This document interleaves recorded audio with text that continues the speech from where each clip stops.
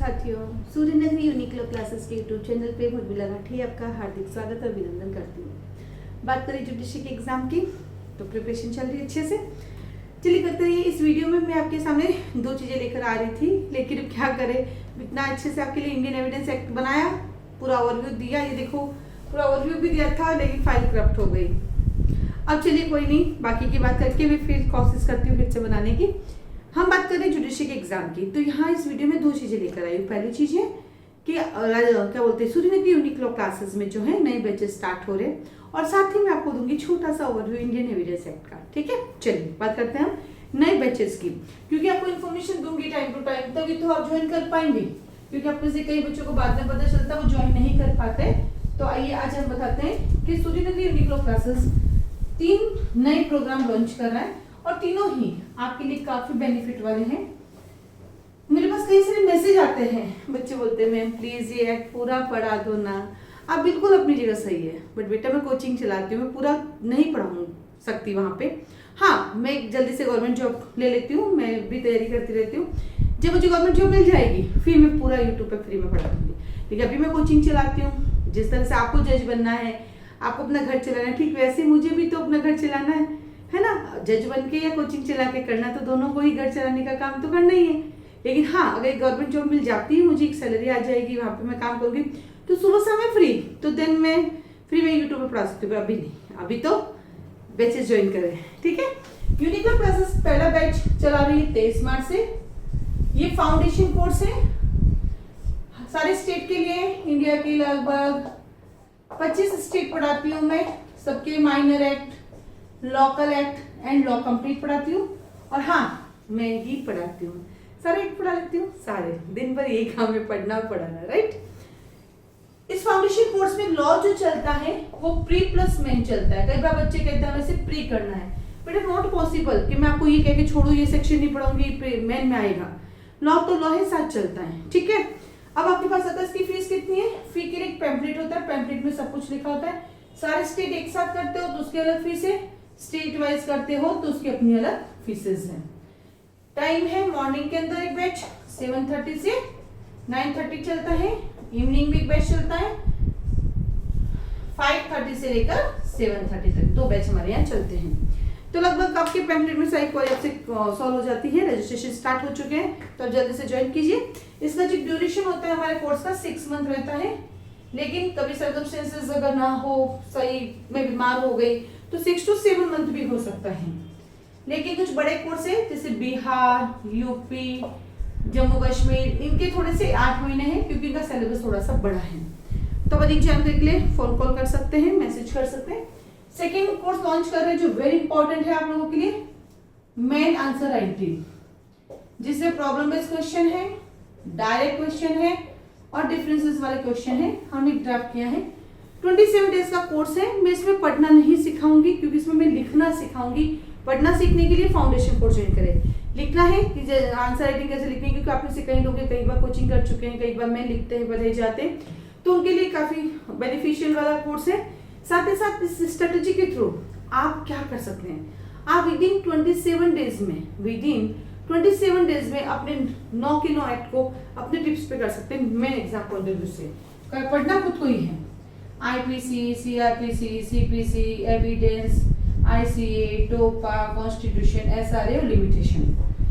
इसके एक nominal charge है जो आप आराम से पे कर सकते हैं, आप इसको ले सकते हैं। तीसरा जो कोर्स है हमारा वो है यूपी हाई जुडिशरी, UPHJS का, जिसके अंदर आपको टेस्ट सीरीज मिलेगी, मॉक टेस्ट मिलेंगे जो भी एग्जाम होने वाले उसके लिए। 100 क्वेश्चन है, वैसे ही ड्राफ्ट के जैसे कि आपके एग्जाम में आते हैं। तो ये 3 बैचेस जो है स्टार्ट हो रहे हैं। इसकी जानकारी के लिए आप 9950574460 पे कॉल कर सकते हैं, मैसेज कर सकते हैं, रजिस्ट्रेशन फॉर्म ले सकते हैं। इस कोर्स के लिए, फाउंडेशन कोर्स के लिए रजिस्ट्रेशन करा के 3 डेज आप बैठ के देख के फिर 14 दिन फीस सबमिट कर सकते हैं, फिलहाल रजिस्ट्रेशन फीस के साथ। इसमें कोई रजिस्ट्रेशन फीस नहीं है, डायरेक्ट फीस सबमिट करें, डायरेक्ट बैठे, डायरेक्ट अटेंड करें। यूपीजीएस में कोई रजिस्ट्रेशन फीस नहीं है, डायरेक्ट फीस सबमिट करें, डायरेक्ट अपने मॉक टेस्ट ज्वाइन करें। इसी के साथ जैसा मैंने कहा, इंडियन एविडेंस एक्ट एक छोटा सा ओवरव्यू आपके सामने, कैसे पढ़ा जाए इंडियन एविडेंस एक्ट को, कैसे पढ़ा जाए इंडियन एविडेंस एक्ट को। तो आइए देखते हैं उसको पढ़ने का तरीका। थोड़ा सा क्लिष्ट है लेकिन अच्छा है, आप पढ़ने बैठे तब आराम से पढ़ सकते हो उसको, है ना। Indian evidence act 1872, act number 1 of 1872। इसका एक फ्रेंड है ICA 1872, दोनों सेम डे आए 1 सितंबर 1872 को। इतनी अच्छी दोस्ती है कि ICA का 29, IEA का सेक्शन नंबर 93 की इलस्ट्रेशन भी सेम है। इतना बढ़िया दोस्ताना तो कहीं नहीं मिलता है, इतना अच्छा दोस्ताना यहाँ पर है। साथ ही साथ इंडियन एविडेंस एक्ट कहता है मेरे पास 3 पार्ट है जिसको मैंने 11 चैप्टर में डिवाइड किया है और मेरे पास 167 सेक्शंस है। मुझे जेम्स स्टीफन ने ड्राफ्ट किया है और मैं लेक्स फोरी हूँ। मैं एक प्रोसीजर लॉ हूँ। मैं कैसा लॉ हूँ? मैं एक प्रोसीजर लॉ हूँ। और प्रोसीजर में भी कैसा लॉ हूँ? प्रोसीजर में भी civil procedure law and criminal procedure law दोनों है। हाँ, कैसे? हमारे पास प्रोसीजर लॉ 2 टाइप के हैं, एक सिविल का, एक क्रिमिनल का। सिविल में 4 प्रोसीजर लॉ हैं, CPC, Indian evidence act, limitation, SRA। CRPC में 2 प्रोसीजर लॉ हैं, एक है क्रिमिनल में 2 हैं, CRPC and Indian evidence act. तो कॉमन चीज क्या देखी? इंडियन एविडेंस एक्ट दोनों में कॉमन है, वो आपके सिविल में भी है, वो आपके क्रिमिनल में भी है। क्या कहता है इंडियन एविडेंस एक्ट? सबूत चाहिए तो दोनों जन आइए, मुझे ले चाहिए तभी काम चलेगा मेरा, ठीक है। इंडियन एविडेंस एक्ट का पूरा प्रोसीजर लॉ है वैसे तो, लेकिन इसका एक पार्ट है स्टॉपल, वो सब्सटेंटिव लॉ है, बट प्री के एग्जाम के लिए इसको प्रोसीजर लॉ ही बोलते हैं और सिविल और क्रिमिनल दोनों का प्रोसीजर लॉ है, ठीक है। देन आता है कैसे पढ़ा जाए। ये कहता है देखो मुझे पढ़ने के लिए आपको दृष्टांत यानी इलस्ट्रेशन याद करने ही पड़ेंगे, नो अदर ऑप्शन। बोला मुझे 3 पार्ट में डिवाइड कर दो। पहला रेलेवेंसी ऑफ फैक्ट 1 to 55, दूसरा प्रूफ 56 से 100 और तीसरा प्रोडक्शन एंड एविडेंस 101 से 167। जल्दी से अपना बैट ओपन कर लो, बैट ओपन कर लो, कर लिया? चलिए 3 गोल्डन रूल है इसके पास, गोल्डन रूल है इसके पास। पहला, मैं सिर्फ फैक्ट एंड इश्यू से रिलेटेड चीजों की बात करूंगा, दूसरा बेस्ट एविडेंस ही दूंगा और तीसरा एक्सक्लूजन ऑफ हियरसे एविडेंस। मैं अनुश्रुत साक्ष्यों को बिलीव नहीं करता, मैं एक्सेप्ट नहीं करता, सुनी सुनी बातों पे मैं भरोसा नहीं करता। देन आता है chapter number 1 preliminary 1 to 4, chapter 2 relevancy of fact 5 to 55, chapter number 3 facts which need not to be proved 56 से 58, चैप्टर 4 ऑरल एविडेंस 59 से 60। अखबार में जो खबर आती है, न्यूज़पेपर में जो खबर आती है वो कैसी खबर है? वो ऑरल एविडेंस है। ऑरल में भी डायरेक्ट है, इनडायरेक्ट, इनडायरेक्ट है, इट्स मीन वो हियरसे एविडेंस है, इसका मतलब वो हियरसे एविडेंस है, ठीक है। देन आता है आपके पास chapter 5 documentary evidence, chapter 6 exclusion of oral by documentary 91 से 100, 7 बर्डन ऑफ प्रूफ 101 से 114A, चैप्टर 8 एस्टोपल जो किसकी बात करता है? सब्सटेंटिव लॉ की, है ना।